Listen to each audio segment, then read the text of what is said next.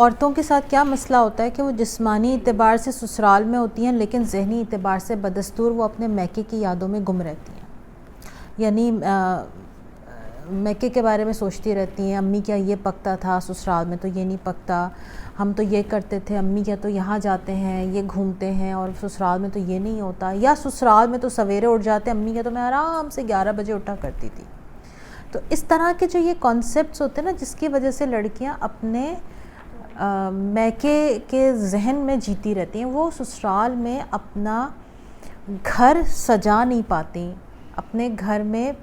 مطلب بن کے بیٹھ نہیں پاتی، اس گھر میں اپنا دل نہیں لگا پاتی. اگر میں بہت اچھے الفاظ میں کہوں تو واقعتاً یہ ہے کہ پھر دل نہیں لگتا ان لڑکیوں کا. تو یہ کیا ہے؟ یہ بھی غیر حقیقی مزاج ہے.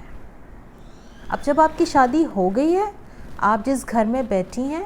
وہی آپ کا گھر ہے، آپ اس کو اپنا گھر سمجھیں گی تو اس گھر میں آپ کا دل بھی لگے گا، آپ اس کو اپنا گھر سمجھیں گی تو اس گھر کو آپ سجائیں گی، آپ کا سجانے کو من کرے گا اور آپ کو سجانے کے پھر مواقع بھی ملنے شروع ہو جائیں گے. لیکن اگر آپ اس کو اپنا گھر ہی نہیں سمجھیں گی اور آپ یہ میکے کو سوچتی رہیں گی تو پھر کہاں سے اس گھر میں دل لگے گا؟ سوال ہی پیدا نہیں ہوتا.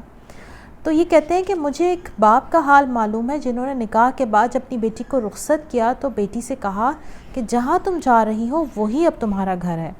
وہیں کے ماں باپ تمہارے ماں باپ ہیں اور ہم تمہارے لیے دعا کرتے رہیں گے، لیکن اس حقیقت کو سمجھ لو کہ تمہارا گھر بدل چکا ہے.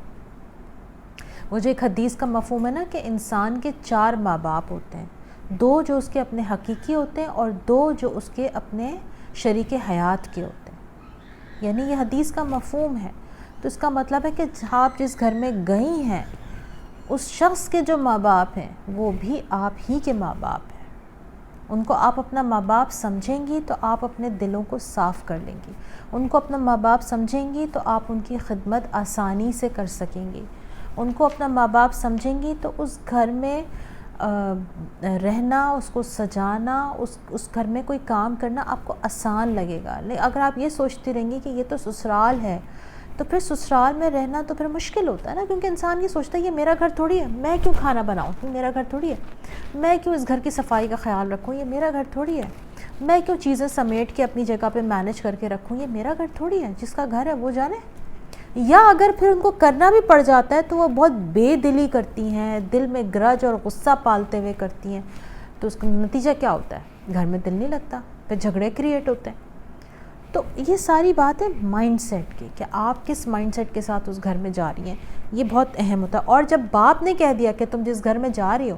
تمہارا گھر اب بدل چکا ہے، اب تمہارا گھر یہ نہیں ہے، اب تمہارا گھر وہ ہے. کیونکہ ہم جس سوسائٹی میں رہتے ہیں یہاں پہ عورتیں اپنا گھر نہ تو خریدتی ہیں یا نہ بناتی ہیں، ٹھیک ہے نا، وہ جاب کر لیتی ہیں، وہ بھی بہت، اب کوئی ریئر آپ کو دکھے گا کہ وہ جاب کر کے اپنا گھر بنا لیں گے، یہ بھی ریئر ہے، ابھی یہ چیز عام نہیں ہوئی ہے. لیکن اگر آپ ویسٹ میں دیکھیں تو ان کے ہاں تو ہر چیز ٹین ایج سے 18 سال کی عمر کے بعد سٹارٹ ہو جاتی ہے، تو ان کے اپنے گھر ہوتے ہیں، وہ اپنے گھر بنا لیتی ہیں، بہت چھوٹی عمر میں بنا لیتی ہیں، کیونکہ بہت چھوٹی عمر سے وہ کما رہی ہوتی ہیں، اور ان جو کچھ وہاں کی حکومت جو کچھ وسائل دیتی ہے، جس طرح آپ کو فیسیلیٹیٹ کرتی ہے، تو وہاں پر یہ چیزیں پھر کسی بھی سنگل پرسن کے لیے آسان ہو جاتی ہیں.